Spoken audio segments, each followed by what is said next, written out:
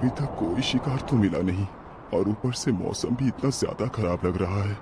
मुझे तो लगता है जल्दी ही कोई तूफान आने वाला है। हाँ महाराज, आपका अनुमान एकदम उचित है। वो तूफान आए उससे पहले हमें इस जंगल से बाहर निकल जाना चाहिए। वैसे भी ये जंगल हमारे लिए नया है। हाँ हाँ मंत्री जी, चलो चलते हैं। इतना कहकर दोनों अपने अपने घोड़ों पर सवार होकर आगे बढ़ते हैं। वह दोनों मुश्किल से अभी कुछ ही दूर पर चल पाए थे कि तभी जोर जोर से बिजली कड़कने लगती है और जोर से बारिश आ जाती है। ओहो, ये बारिश तो कितनी जोर से आई है।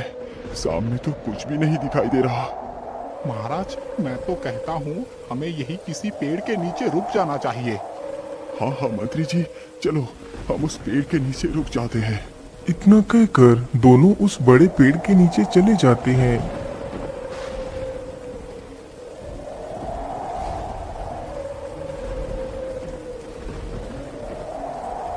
महाराज, मुझे तो लगता है आज ये तूफान पूरे जंगल को ही निगल जाएगा। अरे नहीं नहीं मंत्री जी, आप ये कैसी बातें कर रहे हैं? शुभ शुभ बोलो। उन दोनों को पेड़ के नीचे खड़े हुए काफी समय गुजर गया था। महाराज, हमें यहाँ पर रुके हुए तो काफी समय गुजर गया है, लेकिन ये बारिश तो रुकने का नाम ही नहीं ले रहा है। अब क्या करें? अरे मंत्री जी, जरा उधर देखो, ये बारिश तो अचानक रुक गई। मानो ऐसा लग रहा है जैसे बारिश हुई ही ना हो। हाँ महाराज, बारिश तो रुक गई, लेकिन इतनी रात्रि में जाएंगे कहाँ? और यहाँ भी रुकना उचित नहीं होगा। यदि सोते वक्त किसी जंगली जानवर ने हमें खा लिया तो हम तो बेमौत मारे जाएंगे। ओहो मंत्री जी, आप तो कितने डरपोक हैं। चलो हमारे साथ, हम प्रयास करते हैं, रास्ता तो मिल ही जाएगा। इतना कहकर दोनों राजा और मंत्री अपने अपने घोड़े पर सवार होकर जंगल में बाहर निकलने का रास्ता ढूंढने लगते हैं।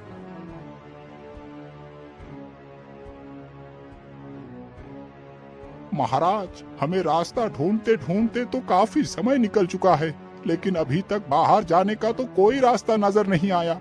अब क्या करें महाराज? हम इस जंगल से बाहर कैसे निकले? हाँ मंत्री जी, तुम एकदम ठीक कह रहे हो, लेकिन पता नहीं क्यों हम इस जंगल से बाहर जाने का रास्ता ढूंढ क्यों नहीं पा रहे हैं। तभी उन्हें सामने से कोई आता हुआ दिखाई देता है। महाराज, ये कोई सामने से आ रहा है। मुझे तो बहुत डर लग रहा है। कहीं ये कोई भूत तो नहीं? अरे ये तो कोई बूढ़ी महिला लगती है, लेकिन इतनी रात्रि में ये महिला इस जंगल में क्या कर रही है? अरे माता जी, आप कौन है और आप इस डरावनी जंगल में अकेले क्या कर रही है? बेटा, मैं इसी जंगल में रहती हूँ, पास में ही मेरा घर है। लेकिन तुम कौन हो बेटा, और तुम इतनी रात्रि में यहाँ क्या कर रहे हो? माता जी, मैं बौद्ध राज्य का राजा सूर सिंह हूँ और ये हमारे मंत्री हैं। आज हम दोनों शिकार के लिए जंगल में आए थे और यही फंस कर रह गए। काफी समय से हम दोनों इस जंगल से बाहर जाने का रास्ता ढूंढ रहे हैं, लेकिन हमें यहाँ से बाहर जाने का कोई मार्ग दिखाई नहीं दे रहा। ओ, तो तुम दोनों इस जंगल से बाहर जाना चाहते हो? हाँ हाँ माता जी, हम दोनों यहाँ से बाहर जाना चाहते हैं। क्या आप हमें यहाँ से बाहर जाने का मार्ग बता सकती हैं? महाराज, मैं आपको यहाँ से जाने का मार्ग तो दिखा सकती हूँ, लेकिन तुम्हें मेरी एक शर्त माननी पड़ेगी। यदि तुम मेरी शर्त को मानने के लिए तैयार हो तो मैं यहाँ से बाहर जाने का मार्ग बता सकती हूँ, और यदि तुमने मेरी शर्त नहीं मानी तो तुम इसी जंगल में भटकते रहोगे और भूख प्यास के कारण तड़प तड़प के मर जाओगे। हे भगवान, ये कैसी मुसीबत में फंस गया। तड़प तड़प कर मरने से तो अच्छा है मैं इसी बूढ़ी महिला की शर्त को मान लूं। क्या हुआ महाराज, आप किस सोच में डूब गए? नहीं नहीं माता जी, किसी सोच में भी नहीं। बोलो, मैं आपकी शर्त मानने के लिए तैयार हूँ। तो फिर ठीक है महाराज, सुनो मेरी शर्त। मैं इस जंगल में अपनी बेटी के साथ रहती हूँ। मैं अब बूढ़ी हो चुकी हूँ, जिसकी वजह से मैं अपनी बेटी का भार नहीं उठा पा रही। इसीलिए मैं चाहती हूँ कि तुम मेरी बेटी से विवाह कर उसे अपनी रानी बना लो। परंतु माँ जी, मैं तो पहले से ही विवाहित हूँ, मैं भला दूसरा विवाह कैसे कर सकता हूँ? महाराज, एक बार फिर सोच लो। यदि तुमने मेरी शर्त नहीं मानी तो क्या अंजाम होगा? माँ जी, मैं अंजाम से नहीं घबराता। यदि आप अपनी पुत्री का विवाह मेरे साथ करने के लिए तैयार हैं, तो मैं भी तैयार हूँ। तो फिर ठीक है महाराज, चलो मेरे साथ। इतना कहकर वह बूढ़ी महिला राजा के आगे आगे चलने लगती है। वह महिला कोई साधारण नहीं थी, वह तो एक जादूगरनी थी जो अपनी पुत्री का विवाह उसी राजा के साथ करवाना चाहती थी। उस जादूगरनी ने ही राजा को फंसाने का सारा षड्यंत्र रचा था, लेकिन राजा को भी मजबूरन दूसरा विवाह करने के लिए मजबूर होना पड़ता है, क्योंकि राजा को 2 पुत्र और 1 पुत्री थी। उसकी रानी एक गंभीर बीमारी से मर चुकी थी। वह जानता था यदि उसने दूसरा विवाह किया तो उसके तीनों बच्चे दुविधा में पड़ सकते हैं। रुक जाइए महाराज, यही हमारा घर है। आइए महाराज, घर के भीतर आइए।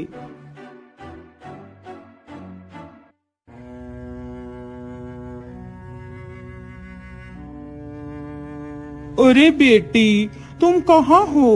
देखो, मैं तुम्हारे होने वाले पति को लेकर आई हूँ। अपनी माता की आवाज सुनते ही जादूगरनी की बेटी राजा के सामने आती है। ऐसा लग रहा था जैसे वह लड़की राजा की ही प्रतीक्षा कर रही थी, लेकिन वह बहुत खूबसूरत थी। राजा जब उस लड़की को देखता है तो वह उसके अंदर एक खौफनाक चेहरा देखता है, जो खौफ उसके तीनों बच्चों की जिंदगी का था। फिर वह जादूगरनी रात में ही राजा और अपनी पुत्री का विवाह करवा देती है।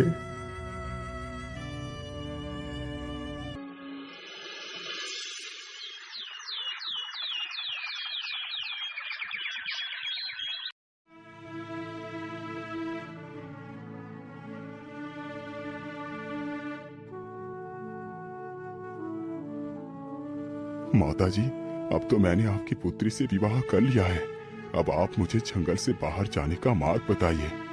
ठीक है पुत्र, तुम मेरे पीछे पीछे चलो, मैं तुम्हें इस जंगल से बाहर ले चलती हूँ।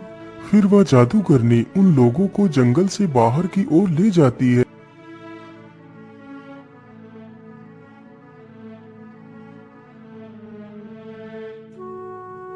बेटा, अब तुम यहाँ से आराम से अपने महल को जा सकते हो। अब मैं इससे आगे नहीं जा सकती। ठीक है, अब हम लोग यहाँ से चले जाएंगे।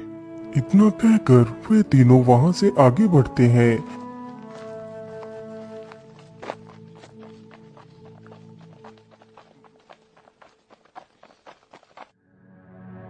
अरे मंत्री जी, मैं तो चलते चलते काफी ज्यादा थक गया हूँ। चलो इसी पेड़ के नीचे थोड़ा सा आराम कर लेते हैं, फिर आगे चलेंगे। वैसे भी अब हम लोग अपने रास्ते में ही हैं। इतना कहकर वह तीनों अपने घोड़ों से नीचे उतरकर पेड़ के पास जाते हैं और पेड़ के नीचे लेट जाते हैं। पेड़ की इतनी मधुर छाया थी कि जादूगरनी लेटते ही सो जाती है।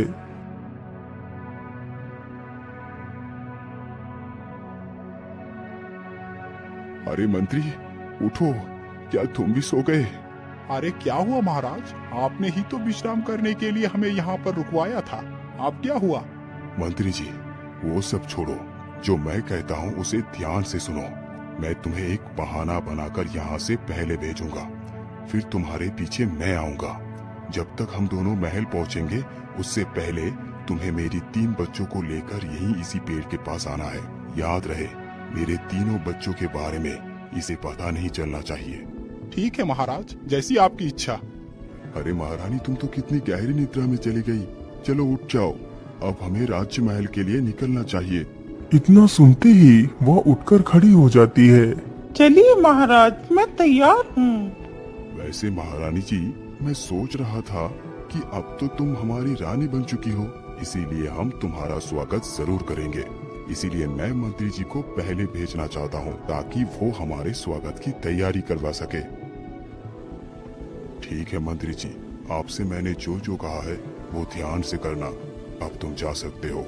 राजा की आज्ञा मिलते ही मंत्री वहां से महल की ओर चला जाता है। वे दोनों काफी देर तक पेड़ के नीचे बैठकर बातें करते रहते हैं। महारानी जी, मंत्री को तो गए हुए काफी समय हो गया है, अब हमें भी चलना चाहिए। इतना कहकर वे दोनों फिर से अपने घोड़े पर सवार होते हैं और वहां से महल की तरफ चल देते हैं। वह दोनों कुछ ही देर में राजमहल पहुंच जाते हैं। राजमहल पहुंचते ही उन दोनों का स्वागत किया जाता है। महारानी जी, अब थोड़ा सा विश्राम कर लीजिए, मैं जरा राजमहल की शेष कार्य को देख कर आता हूँ। इतना कहकर राजा जल्दी से राजमहल से बाहर जाता है और अपने घोड़े पर सवार होकर चल देता है और जल्दी ही उस पेड़ के पास पहुंच जाता है जहां पर उसके तीनों बच्चे और वह मंत्री होता है। राजा घोड़े से नीचे उतरता है और अपने तीनों बच्चों को अपने गले से लगा लेता है। मंत्री जी, अब मैं यहाँ से पहले ही जाऊंगा, तुम मेरी प्रतीक्षा यहीं पर करना, मैं जल्दी ही वापस लौट कर आऊंगा। फिर राजा अपने तीनों बच्चों सहित जंगल की ओर चला जाता है।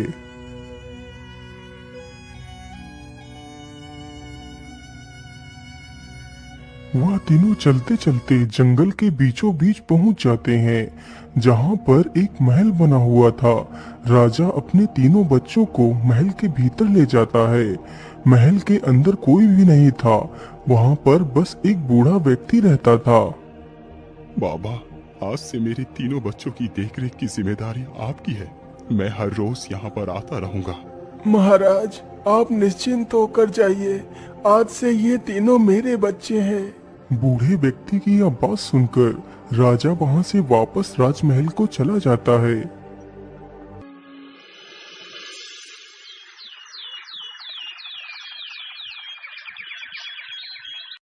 राजा रोज रोज अपने बच्चों से मिलने के लिए जाता था।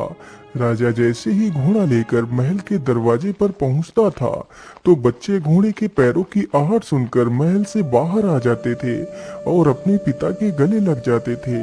इसी प्रकार धीरे धीरे काफी साल गुजर जाते हैं। अब तो बच्चे धीरे धीरे बड़े हो चुके थे। राजा अपने बच्चों से इतना प्रेम करता था कि वह कई कई दिनों तक महल वापस जाता ही नहीं था, जिसकी वजह से वह जादूगरनी की बेटी सोच में डूबी रहती थी। ओहो, ये महाराज बिना रोज रोज मुझे बेवकूफ बनाकर जाता है।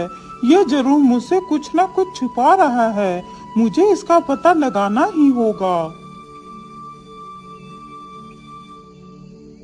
ओ, तो अब आए हैं जनाब इतनी रात्रि में, आने दो, आज तो मैं सब कुछ सच जानकर ही रहूंगी। अरे महारानी जी, कहाँ हैं आप? देखिए, हम आ गए। अरे क्या हुआ महारानी, आपकी चेहरा इतना उतरा हुआ क्यों है? महाराज, मेरा चेहरा इसलिए उतरा है क्योंकि आप मुझसे काफी सारे राज छुपाते फिर रहे हैं। लेकिन कैसा राज? मैं कुछ समझा नहीं, तुम क्या कहना चाहती हो महारानी? महाराज, आप जानबूझकर अनजान क्यों बनते हैं? आप रोज रोज किससे मिलने के लिए जाते हैं? कभी कभी तो आप कई कई दिनों के लिए गायब हो जाते हैं। आखिर आप जाते कहाँ हैं? ओहो महारानी, मैं सच कह रहा हूँ, मैं सिर्फ काम से ही बाहर जाता हूँ, तुम खामखा मुझ पर शक कर रही हो। रानी के कई बार पूछने पर भी राजा उसे वास्तविकता नहीं बताता है।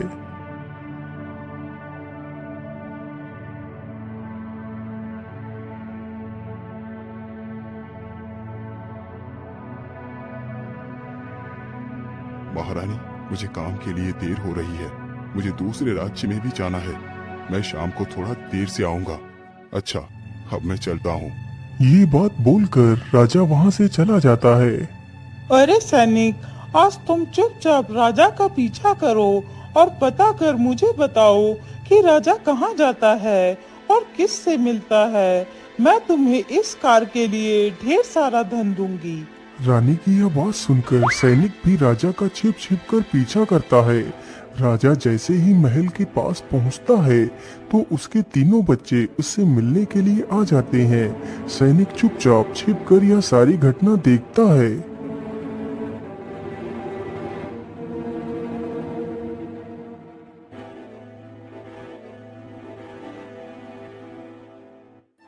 अच्छा, तो ऐसी बात है, राजा की औलाद भी है, लेकिन राजा ने मुझे बताया क्यों नहीं। अब मैं समझी कि आज तक मुझे कोई संतान क्यों नहीं है। अब मैं इन लोगों को जिंदा नहीं छोड़ूंगी।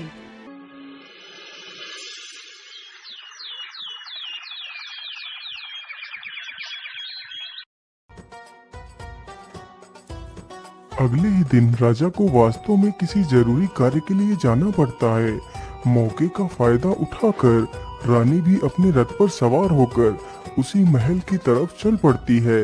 रथ जैसे ही महल के करीब पहुंचता है तो रथ की आवाज सुनकर दोनों पुत्र बाहर आ जाते हैं, लेकिन राजा की पुत्री बाहर नहीं आती है क्योंकि वह घर के अंदर कुछ कार्य कर रही थी। महारानी जी, ये वही दोनों राजकुमार हैं। सैनिक की यह बात सुनकर महारानी अपने जादू से 2 कमीजें मंगवाती है और दोनों राजकुमारों पर एक एक कमीज फेंक देती है। राजकुमारों के ऊपर जैसे ही वह कमीज गिरती है तो वह दोनों राजकुमार एक हंस के रूप में आ जाते हैं और वहां से उड़ जाते हैं। यह सारा दृश्य राजा की पुत्री देख लेती है। चलो सैनिकों, मेरा काम तो हो गया, चलो अब राज्य को वापस चलो।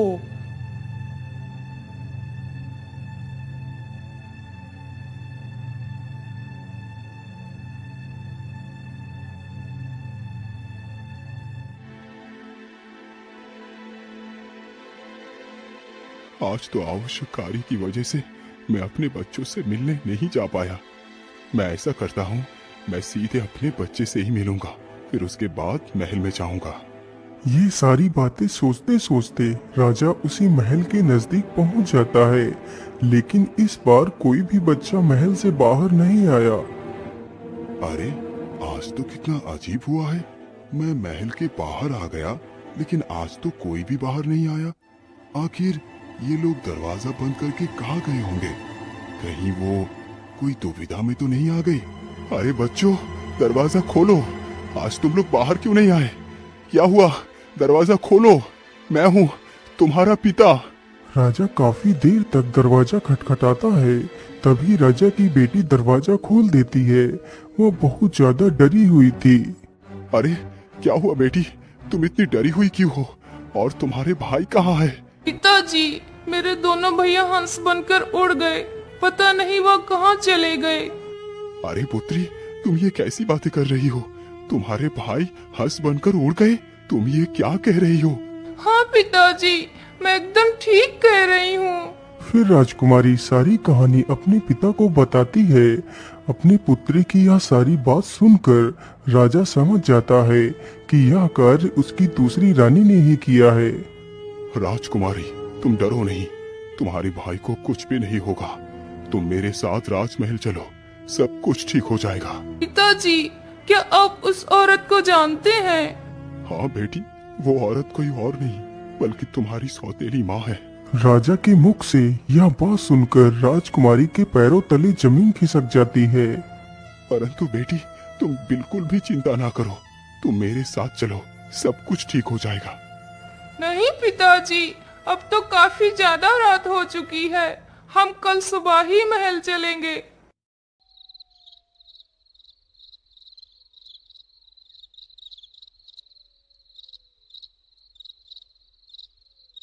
राजकुमारी अब जान चुकी थी कि उसके भाइयों को उससे अलग करने वाली उसकी सौतेली माँ ही है, इसलिए अब वह राजमहल वापस जाना नहीं चाहती थी। हे भगवान, अब मैं क्या करूं? मैं अपने भाइयों के लिए कुछ भी नहीं कर पाई। अब मैं खुद ही अपने भाइयों को ढूंढूंगी, चाहे कुछ भी हो जाए। ये सारी बातें सोचकर राजकुमारी चुपचाप उठती है और जंगल की तरफ चल देती है।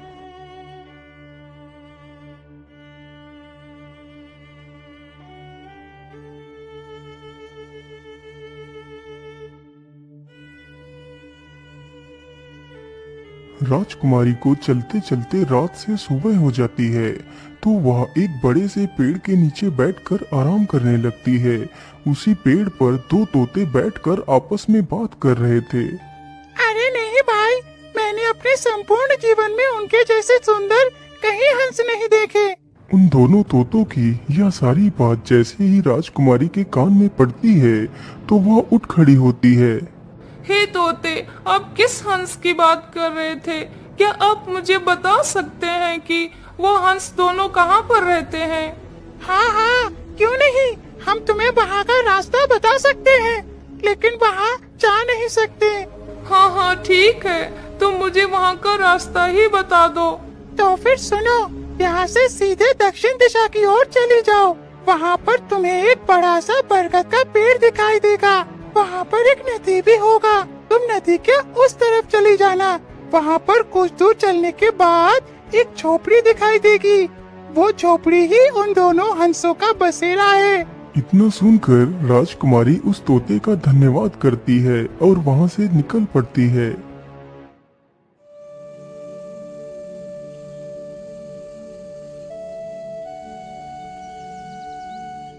राजकुमारी चलते चलते उस बरगद के पेड़ के पास पहुंच जाती है तो देखती है वहां पर एक नदी भी है।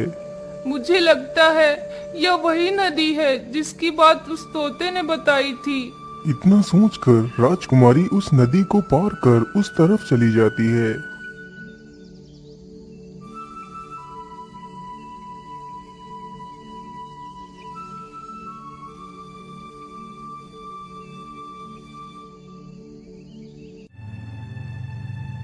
मुझे लगता है यह वही झोपड़ी है जो तोते ने बताई थी। चलो इसके अंदर चलकर देखती हूँ।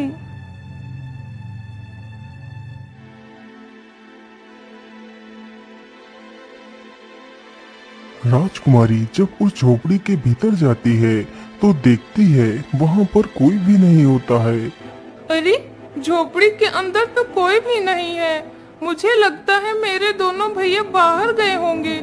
मैं ऐसा करती हूँ कि इसी स्थान पर छिप जाती हूँ और देखती हूँ कि इस घर में कौन रहता है। ये सब कुछ सोचकर राजकुमारी वहीं पर एक कोने में संदूक के पीछे छिप जाती है। तभी कुछ ही देर में वह दोनों हंस झोपड़ी में आ जाते हैं। उन हंसों को देखकर राजकुमारी उन्हें पहचान लेती है। उन्हें देखकर वह अपने आप को रोक न पाई और हंसों के सामने जाकर खड़ी हो गई। हंसों ने जैसे ही अपनी बहन को देखा तो वह दोनों हंस अपनी बहन को पहचान जाते हैं। अरे, ये तो हमारी बहन है। इतना कहकर दोनों हंस अपनी बहन के गले लग जाते हैं और रोने लगते हैं। अरे बहन, तुम यहाँ तक कैसे पहुँची? तुम यहाँ से चली जाओ, नहीं तो वो डायन जादूगरनी तुम्हें भी बंदी बना लेगी। नहीं भैया, मैं तुम्हें लिए बिना यहाँ से नहीं जाऊंगी। मेरी बहन, तुम समझने की कोशिश करो। हम तुम्हारे साथ नहीं जा सकते। हम दोनों इस जादूगरनी के वश में हैं। यहाँ से जाना इतना आसान नहीं है। भैया, हर मुसीबत का तोड़ होता है। क्या आप लोगों को उस जादूगरनी के जादू से बचाने का कोई तोड़ नहीं है? बहन, तोड़ तो इस मुसीबत का भी है, लेकिन इस मुसीबत का तोड़ बहुत कठिन है। भैया, बस आप मुझे इसका तोड़ बताओ। मैं अपनी जान देकर भी आपकी रक्षा करूंगी। ठीक है बहन, यदि तुम पूरे 3 साल तक बिना हंसे, बिना रोए तथा बिना कुछ बोले मात्र व्रत रखकर हम दोनों भाइयों के लिए एक एक कमीज बनाओगी और उस कमीज पर रोज उन तारे जैसे दिखने वाले फूलों को जोड़ोगी और 3 सालों में ही वो कमीज तैयार होनी चाहिए। फिर उन कमीजों को हमारे ऊपर डालना है तो हम दोनों फिर से अपनी वास्तविक रूप में आ जाएंगे। और यदि तुमने हमें 3 सालों तक उस जादूगरनी के कैद से नहीं छुड़ा पाया तो वो जादूगरनी हमारे प्राणों को खींच लेगी। अरे नहीं नहीं भैया, आप ऐसी बातें ना करें। मैं आपको कुछ नहीं होने दूंगी। बस आप मुझे इतना बता दीजिए, वह तारों जैसे फूलों वाला वृक्ष है कहाँ? ये वृक्ष तुम्हें नारंगी वन में मिलेगा। अब तुम जल्दी से यहाँ से चली जाओ। अभी कुछ ही देर में वो जादूगरनी यहाँ आ जाएगी। यदि उसने तुम्हें यहाँ पर देख लिया तो वो तुम्हें भी नुकसान पहुँचा सकती है। अच्छा ठीक है भैया, आप दोनों अपना ख्याल रखना। मैं जरूर वापस लौट कर आऊंगी। इतना कहकर राजकुमारी वहाँ से निकल पड़ती है उस वृक्ष की तलाश में। उसे चलते चलते रात हो जाती है तो वह एक पेड़ के नीचे रुक जाती है।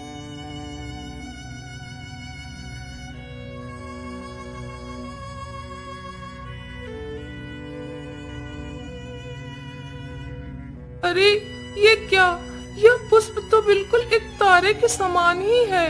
राजकुमारी इत्तेफाक से उसी वृक्ष के नीचे पहुंच जाती है जिसकी उसे तलाश थी। वृक्ष पाकर राजकुमारी बहुत प्रसन्न होती है।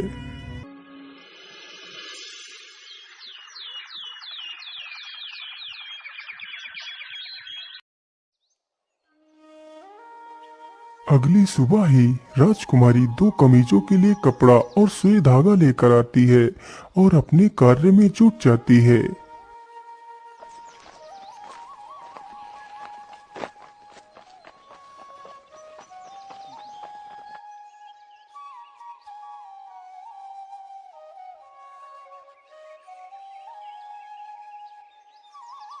अरे, इतनी सुंदर लड़की, ये कौन है?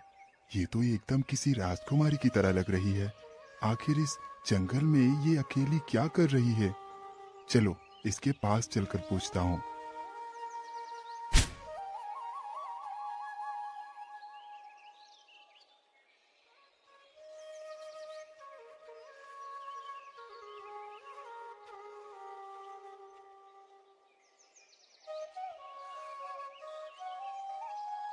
अरे ओ सुंदरी, तुम कौन हो और तुम इस जंगल में क्या कर रही हो?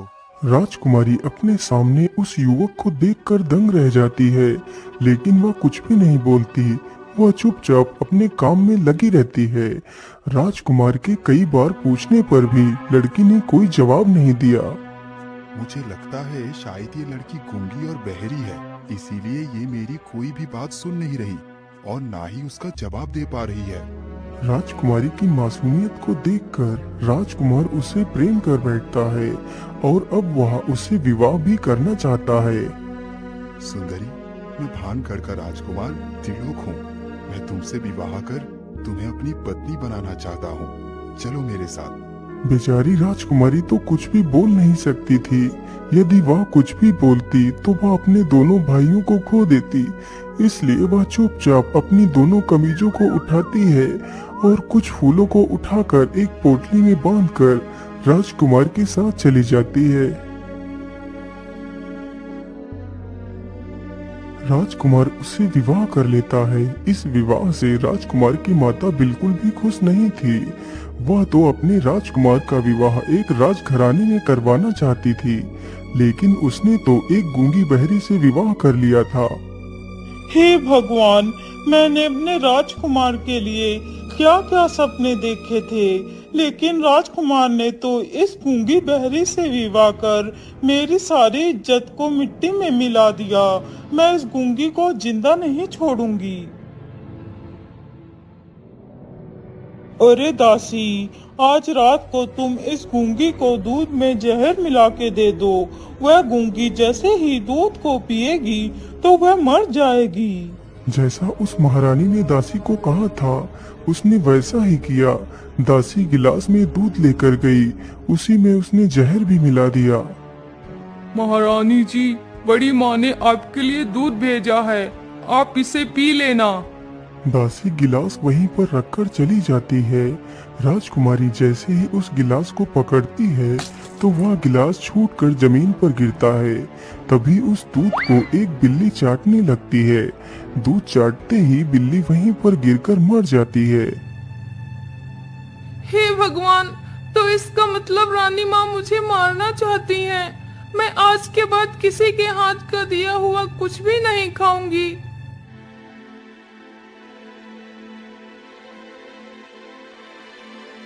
धीरे धीरे काफी समय गुजर जाता है तो राजकुमारी ने एक सुंदर से बच्चे को जन्म दिया। मैं इस भिखारन के बच्चे को अपने राज्य का राजा कभी नहीं बनने दूंगी। इसके लिए चाहे मुझे कुछ भी करना पड़े। इतना सोचकर महारानी उस बच्चे को उठाती है और जमीन पर पटक देती है और बच्चे के खून को राजकुमारी के मुंह तथा हाथ पैरों में लगा देती है। लेकिन बेचारी राजकुमारी कुछ भी नहीं बोल पाती। अरे दासी, तुम इस बच्चे को यहाँ से ले जाओ और दूर कहीं फेंक कर आओ। दासी तुरंत ही उस बच्चे को लेकर वहाँ से चली गई। अरे बेटा, जल्दी आओ और देखो यहाँ पर क्या हो गया। अपनी माता की आवाज सुन राजकुमार तुरंत ही वहाँ पर आ जाता है।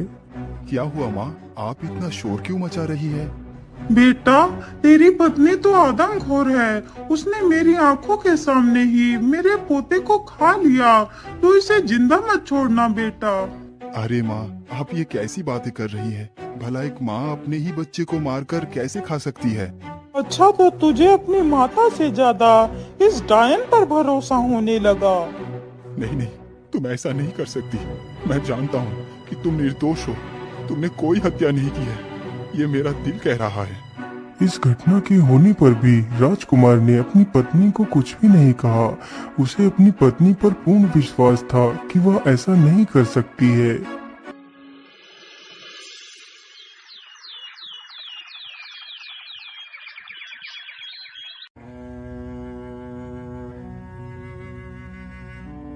राजकुमार के विवाह को पूरे 2 साल पूरे हो चुके थे। इस बार राजकुमारी ने फिर से एक सुंदर बच्चे को जन्म दिया। महारानी जी, उस गूंगी ने फिर से दूसरे बच्चे को जन्म दिया है। अच्छा, तो फिर से उसने दूसरे बच्चे को जन्म दिया है। चलो दासी, जरा मैं भी तो देखूं बच्चा कैसा है। इतना कहकर महारानी राजकुमारी के पास जाती है और फिर से बच्चे को अपने हाथ में लेती है और उसे जमीन पर पटक देती है। इस प्रकार बेचारा उसका दूसरा बच्चा भी मारा जाता है, लेकिन बेचारी वह कुछ भी नहीं बोल पाती। अरे बेटा, जल्दी आओ और देखो यहाँ पर क्या हो गया। अपनी माता की आवाज सुन राजकुमार तुरंत ही वहाँ पर आ जाता है।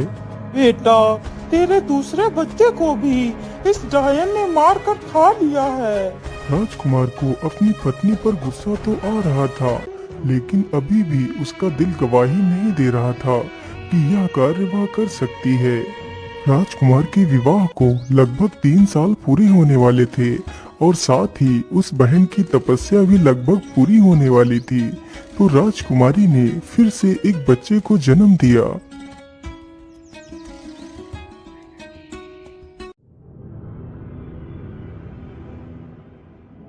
उसकी सास फिर से वही नाटक करती है जो उसने पहले किया था। बेटा, तेरी इस आदमखोर पत्नी ने तेरे तीसरे बच्चे को भी खा लिया। तुझे मेरी बात पर भरोसा नहीं तो ठीक है, मैं तुझसे हमेशा के लिए दूर चली जाती हूँ। तू रह अपनी इस आदमखोर पत्नी के पास। क्या माता ने जो कुछ भी कहा वो सत्य है? तुमने ही हमारे बेटे को मार दिया। तुम तो कितने दुष्ट हो। तुम एक डायन हो। तुम्हारी इस भोली शक्ल को देखकर तो मैं धोखा ही खा गया था, लेकिन तुमने ये सब क्या कर दिया? माँ, तुम्हें कहीं भी जाने की जरूरत नहीं। इस दुष्ट को तो इसकी सजा जरूर मिलेगी। सैनिकों, इस हत्यारे को आज ही जिंदा जला दिया जाए। राजकुमार का आदेश होते ही सैनिक राजकुमारी को लेकर जाते हैं और उसे एक लकड़ियों की चिता पर बैठा देते हैं। मेरे भैया, यदि तुम्हें मेरी आत्मा की तड़प सुनाई दे रही है तो तुम यहाँ पर आ जाओ। मैं कुछ ही देर में इस संसार को छोड़कर बहुत दूर चली जाऊंगी। आज तो मेरे मौन व्रत का अंतिम दिन है। कम से कम मैं तुम्हें ही बचा लूंगी तो मेरी आत्मा को शांति मिल जाएगी। बहन की तड़प साफ साफ दोनों भाइयों को सुनाई दे रही थी। वह दोनों तुरंत ही चिता के पास पहुंच जाते हैं तो राजकुमारी एक एक कमीज अपने दोनों भाइयों पर फेंक देती है। कमीज के स्पर्श होते ही दोनों हंस वापस अपने वास्तविक रूप में आ जाते हैं। रुक जाइए, आप मेरी बहन को सजा नहीं दे सकते।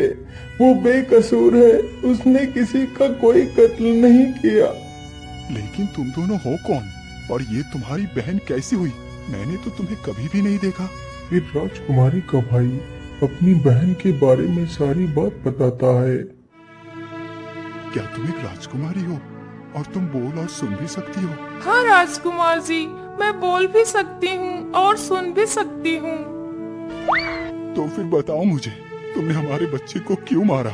नहीं राजकुमार जी, एक माँ भला अपने पुत्र को कैसे मार सकती है?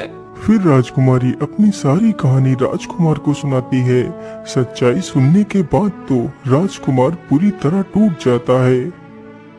माँ, तुमने मेरे बच्चे को मारा और इल्जाम मेरी पत्नी पर लगा दिया।